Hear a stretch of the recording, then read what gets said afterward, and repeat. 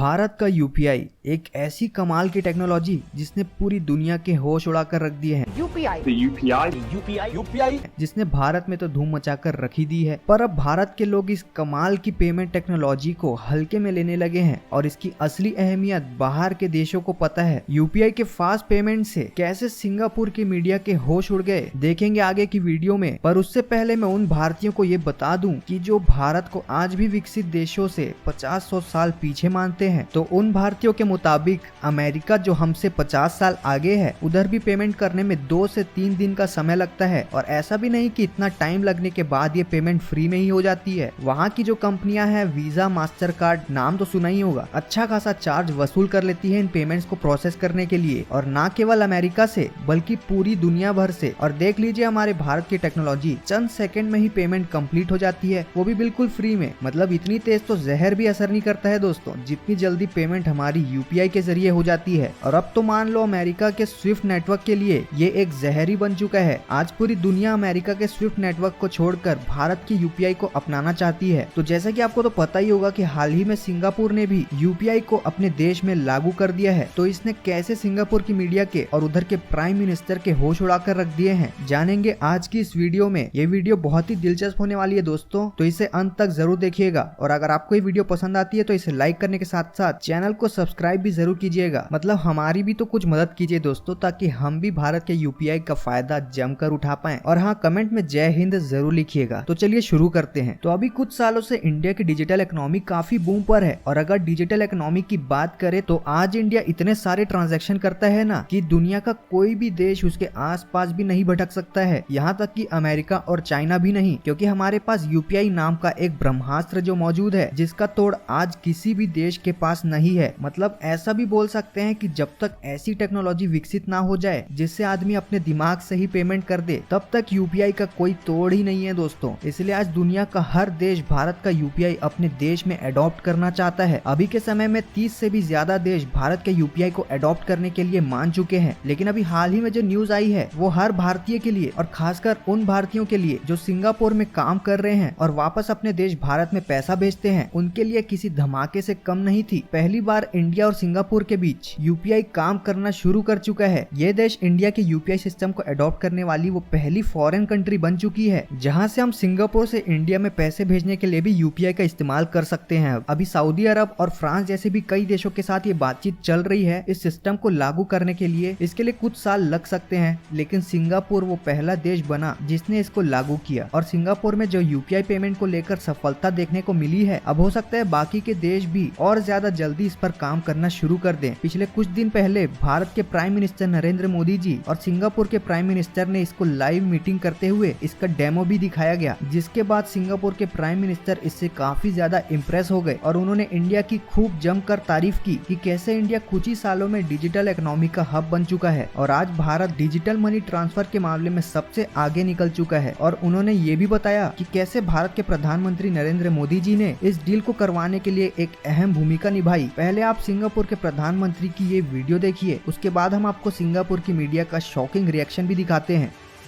The Honorable Shri Narendra Modi, Prime Minister of India, RBI Governor Mr. Shaktikanta Das, MAS Managing Director Mr. Ravi Menon, distinguished guests. I'm very happy to join you virtually for the launch of the real-time retail payment systems linkage between Singapore's PayNow and India's UPI, the Unified Payments Interface. The idea of linking PayNow and UPI was first conceived in 2018 when PM Modi visited Singapore. Since then, our two central banks have been working on this in earnest. And digital connectivity was also a key topic discussed at the inaugural India-Singapore Ministerial Roundtable, which was held in New Delhi last September. So I'm very glad that the PayNow UPI linkage has now become a reality. Cross-border retail payments and remittances between Singapore and India amount to over $1 billion annually. And over the years, we've progressively enhanced our cross-border payment connectivity.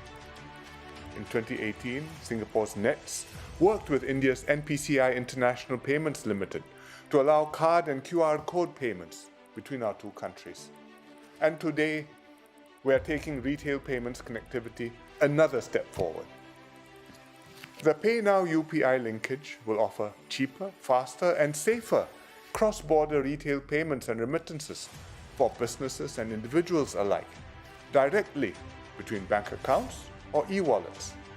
It's convenience at your fingertips, paying using just your mobile phone number, your UPI identity, or your virtual payment address, the VPA. तो आपने देखा कि कैसे Singapore के prime minister ने बताया कि Singapore का पे नाउ और भारत का यूपीआई डिजिटल इकोनॉमी का नया दौर लेकर आने वाले हैं। आपको बता दें कि ये डील भारत के लिए भी बहुत ही ज्यादा फायदेमंद है, क्योंकि हमारे देश भारत और सिंगापुर के बीच हर साल लगभग $1 बिलियन के ट्रांजैक्शन होते हैं, जिसमें ज्यादातर पैसा सिंगापुर से इंडिया ही आता है एज अ रेमिटेंस। यानी जो इंडियन सिंगापुर में काम करते हैं अब वो बिना किसी टेंशन के पैसा झटके में ही भारत में भेज सकते हैं। इससे पहले जो इंडियन सिंगापुर से भारत में पैसा भेजते थे उसमें 4 से 6% तक का चार्ज लग जाता था और उस पेमेंट को कंप्लीट होने में भी 2 से 3 दिन का समय लगता था, और उस पैसे को अमेरिका की कंपनीज जैसे visa, master card, American express अपने घर लेकर चले जाती थी, मतलब बेगानी शादी में अब्दुल्ला दीवाना। लेकिन अब ऐसा नहीं होने वाला है दोस्तों, और जो पैसे अब इतना वक्त लेते थे आने में अब वो तुरंत भी आ जाएंगे। तो सोचिए ये कितना बड़ा बदलाव है। भारत में तो यूपीआई काफी टाइम से चल ही रहा है, तो अब यहाँ के लोगों को इसकी आदत हो चुकी है 1 सेकंड में पेमेंट करने की। पर अमेरिका जैसे जो विकसित देश हैं वहाँ भी 2 से 3 दिन पैसे ट्रांसफर करने में लग जाते हैं। तो इसे देखकर सिंगापुर की मीडिया का क्या शॉकिंग रिएक्शन था, आइए चलिए देखते हैं।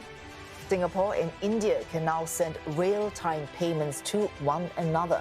The tie-up between PayNow and Indian counterpart Unified Payments Interface is part of wide efforts to enhance the infrastructure for cross-border payments. The launch was officiated by both countries' prime ministers. Michelle Teo tells us more. Successfully sent cheaper, faster, and safer. That's how transactions will be under the linkage between PayNow and UPI. And for a start, it'll benefit migrant workers, professionals, students, and their families.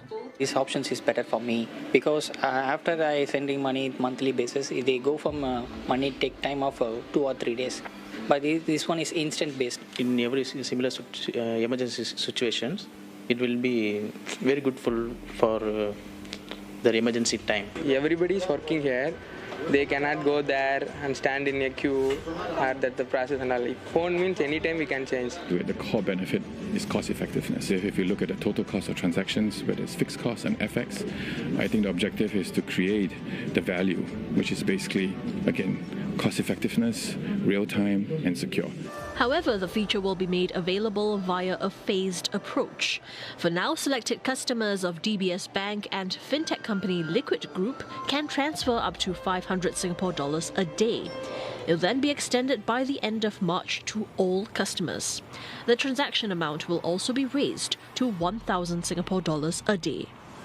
6 banks in India are now under the scheme to send and receive funds. Cross-border retail payments and remittances between India and Singapore currently amount to over 1.3 billion Singapore dollars annually.